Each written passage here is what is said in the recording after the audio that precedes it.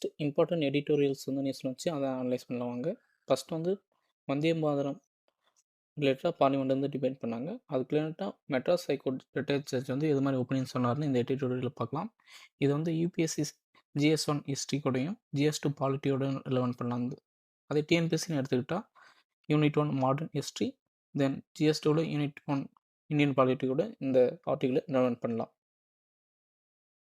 வந்தே மாதரம் பாடல் 1875 பங்கிம் சந்திர சட்டோபதி அவர்களால் வந்து இயற்றப்பட்டது. இது வந்து ஆனந்த்மத் நூல்லேருந்து எடுத்தவங்க.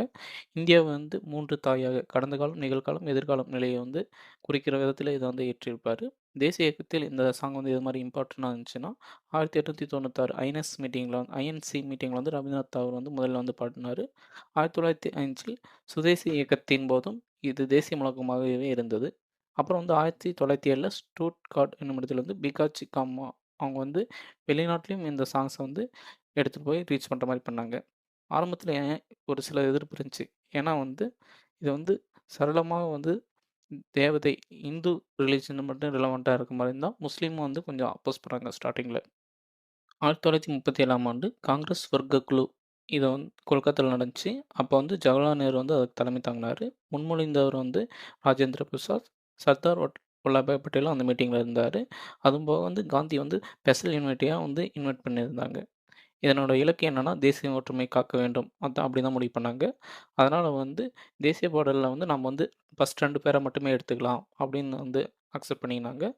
ரவீந்திரநாத் தாகூர் வந்து இசை கொடுத்த வடிவத்தில் நம்ம வந்து பின்பற்றிக்கலாம் அப்படின்னு சொன்னாங்க. தென் அரசியலமைப்பு சபை கான்ஸ்டியூஷன் அசெம்பிளியில் வந்து 1950 வந்து 3 பாடல்கள் வந்து தேசிய அளவில் வந்து ப்ரொமோட் பண்ணலாமா அப்படின்னு டிஸ்கஸ் பண்ணாங்க. ஒன்று வந்தே மாதரம், ஜனகணமன, சாரே ஜகான் கி அச்சா. இதில் வந்து ஜனகணமன பாட்டில் வந்து தேசிய கீதமாகவும் நேஷனல் ஆந்தமாகவும், வந்தே மாதரத்தை வந்து நேஷனல் சாங்காகவும் வந்து அக்செப்ட் பண்ணினாங்க. ஆனால் வந்து சட்ட ரீதியாக வந்து வந்தே மாதரத்தை வந்து எந்த ஒரு இம்பார்ட்டன்ஸ் தரல. 42nd amendment act 1976 article 51A fundamental duties வந்து ஆட் பண்ணாங்க. அதில் வந்து தேசிய கொடி, தேசிய கீதம் அதுக்கு மட்டும்தான் மரியாதை கொடுக்குற மாதிரி மென்ஷன் பண்ணாங்க. அதில் வந்து தேசிய பாடல் நேஷ்னல் சாங்ஸை வந்து 42nd அமெண்ட்மெண்ட் ஆக்டில் மென்ஷன் பண்ணல. தேசிய பாடல் வந்துட்டா இன்றைய விவாதமும் நீதிமன்றம் மற்றும் சட்டநிலையை பற்றி தெரிஞ்சுக்கலாம் வாங்க. ரீசெண்டாக இந்த பார்லிமெண்ட் மீட்டிங்கில் வந்து 150 இயர்ஸ் ஆச்சு. அதனால் வந்து டிபேட் கொண்டு வந்தாங்க.